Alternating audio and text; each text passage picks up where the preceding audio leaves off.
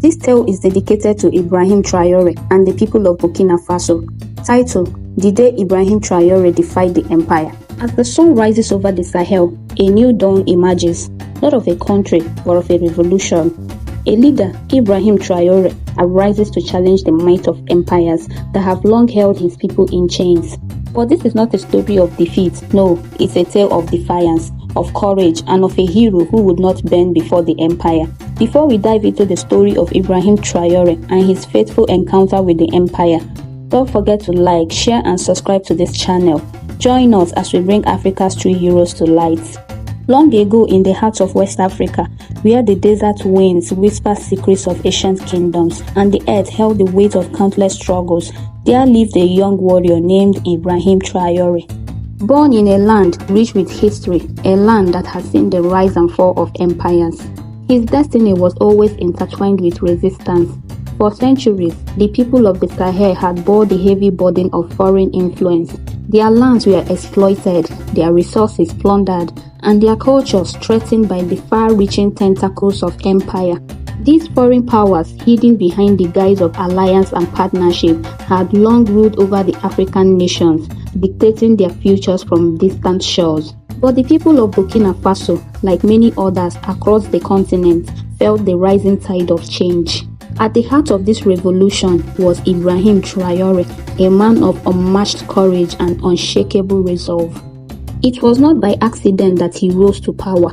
He had seen the corruption, the manipulation, and the betrayal of foreign powers, most notably the French, who had long claimed a seat at the table of African governance. They called it cooperation, but to Ibrahim, it was nothing more than a modern form of imperialism. In this world of magic and myth, the empire was represented by a mighty and invisible emperor, his power vast, his reach global. This emperor was no mere man, but a symbol of all foreign control, manipulation, and the exploitation of African lands. His strength lay in his ability to enforce sanctions, to twist governments to his will, and to keep people in perpetual state of dependence. The empire's power, however, was built on a fragile foundation, an illusion of invincibility. But no one ever questioned the emperor's reign until Ibrahim Traoré. It was here in the heart of the Sahel where the winds of change began to blow stronger.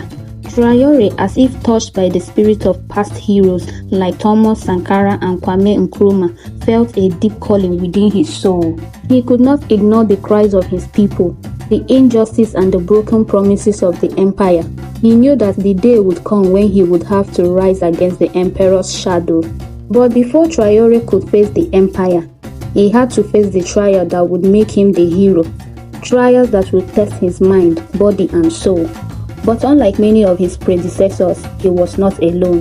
The people of Burkina Faso, weary from years of oppression, were beginning to rise. The first trial Ibrahim faced was not just one of war, but of diplomacy. The empire, the invisible emperor, struck with the force of sanctions, attempting to starve the people of Burkina Faso into submission.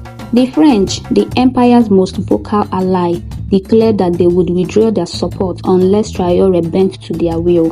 The emperor had always relied on manipulation, coercion, and economic leverage to keep his empire intact, and this time was no different. The foreign powers threatened the withdrawal of military aid, financial support, and resources, everything that Burkina Faso needed to survive.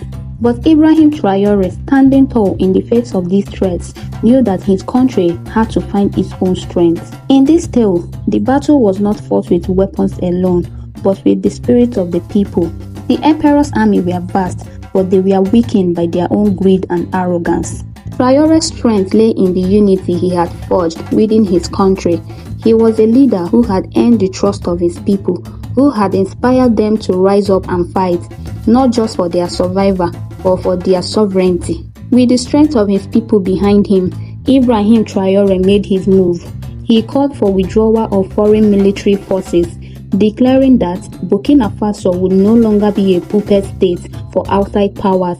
It was an act of defiance, one that sent shock waves through the empire. But the emperor, ever so cunning, sought to destabilize the young nation with whispers of betrayal and division. Traoré, however, had already seen the path ahead. His leadership, though challenged, would remain unbroken. The storm is not just outside, it is inside the heart of every nation.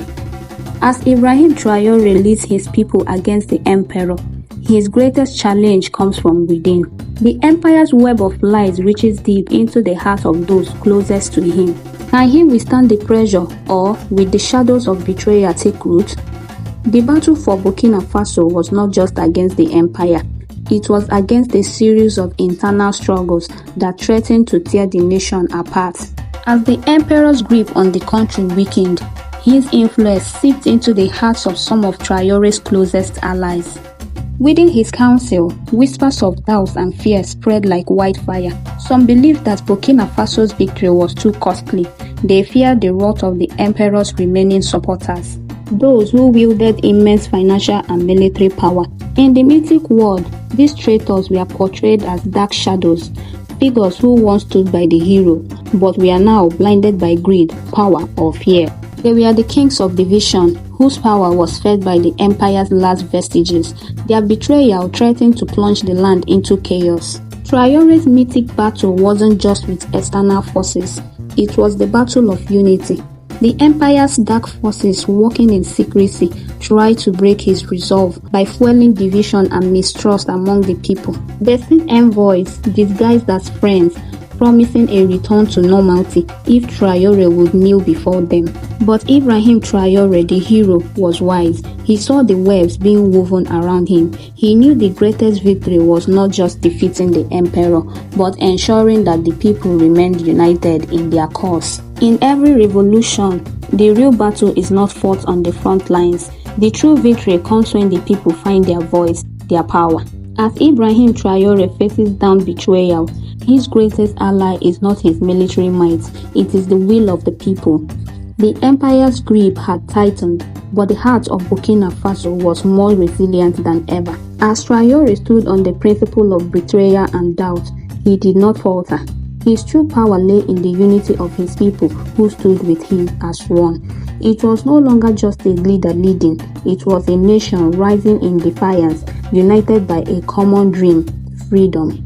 The mythic powers of the land began to stir as ancient forces of justice and unity awakened within the hearts of the people. In the heart of the people, Traoré was not merely a man, he was the embodiment of their collective spirit. The emperor, realizing that the hearts of the people could not be conquered, retreated. The final defeat came not in a single battle, but in the resilience of a nation that refused to bow.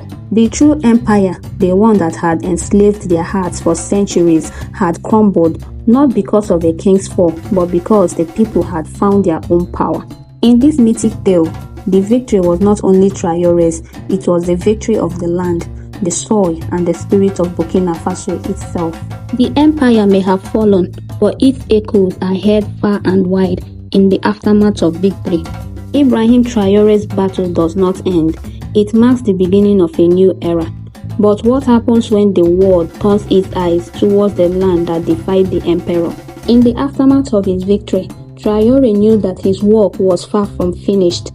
The empire, though defeated, left behind its remnants. The world would watch, curious to see if the young nation could hold its ground. But the people of Burkina Faso, under Traoré's guidance, stood firm. The seed of unity and sovereignty had been sown, and they would not be easily uprooted. The echoes of the emperor's fall were heard across the continent, a reminder that even the mightiest empires could be brought to their knees by the strength of a united people. The fall of the empire is just the beginning. As Burkina Faso stands tall, the world's eyes are upon it. What happens when the forces of global power shift from opposition to curiosity? Can a nation so young withstand the gaze of the empire's allies, watching and waiting for a misstep? Once the emperor's forces were driven from the land, Burkina Faso did not simply sit in peace. The world's gaze turned towards this tiny country that had dared to challenge the power that once seemed untouchable. From the west to the east, from halls of power to the streets of the great capitals, whispers spread about the triumph of a new kind of leader, one who did not bow to the colonial weight that many nations still carried. In the mythological world, this moment is symbolized as a final trial, the trial of the sun. where Traoré's sovereignty is tested by the very light of the world. The sun is the global community, both nurturing and harsh. The war's alliances are as fickle as they are powerful. And now Burkina Faso faces a new challenge to hold its ground and prove that its revolution was not just a moment of defiance, but the beginning of a new era. In this stage, Traoré's battle is against the forces of global power, represented as the sun. The sun is a mighty force, both a source of life and destruction. In some ancient myths, it is said that a hero cannot truly be free unless they stand before the sun and reveal their true strength. The sun, representing the global community, looks down on Traoré's Burkina Faso, questioning whether it can stand alone. The international community, once supporters of the empire, now offer conditional support, testing whether Burkina Faso can retain its sovereignty while remaining part of the global fold. Burkina Faso's struggle is not just a story of resistance, it's a story of rebirth. As the winds of change blow across the land, the people of Burkina Faso begin to reshape their nation. But can unity withstand the forces trying to tear them apart?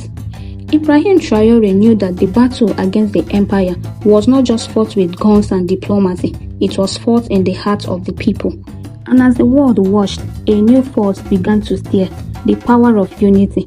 The people of Burkina Faso rallied together, not as mere citizens, but as a single entity with a shared dream, one of independence, prosperity, and lasting peace. In the mythical world, this moment represents the gathering of storms, where the forces of nature themselves come together to fight for the land. It is a powerful metaphor for the unity of the people, whose collective strength becomes the true weapon of resistance. As the nation's strength grew, so too did the tensions from outside forces. Neighbors and former allies looked on, wondering how long the people's unity could endure against the weight of external influence. In many African folktales, storms represent both destruction and renewal. For Burkina Faso, this storm was one of the external pressures, financial sanctions, military threats, and economic isolation. However, as the storm rages on, it is revealed that the storm is not merely a force of destruction. It is a cleansing force, washing away the remnants of the empire and making way for new growth. This mythic battle demonstrates the power of the collective will. The strength of the people, once united, is unstoppable. Their unity is a force greater than any empire.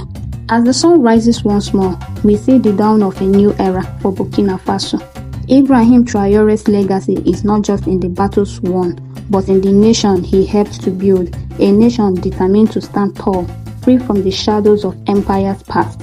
As the battle against the empire came to a close, it was clear that the true victory was not in the immediate conflict, but in the lasting changes that followed. Burkina Faso, under Traoré's leadership, entered a new era, one where the people held the power and the future was theirs to shape.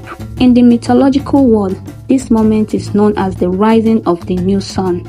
The old empire, its influence broken, can no longer overshadow the land. Traoré's revolution had lit a fire that could never be extinguished, and while challenges would remain, the foundation of a free sovereign nation had been laid. This has been the incredible journey of Ibrahim Traoré, one of Africa's greatest revolutionaries. The Battle of Burkina Faso is not just a chapter in history, it's a timeless tale of resistance, courage, and unity. If you enjoyed this epic story, make sure to hit that like button, share this video, and subscribe to my channel. Thank you for watching. I'll see you on the next one. Bye.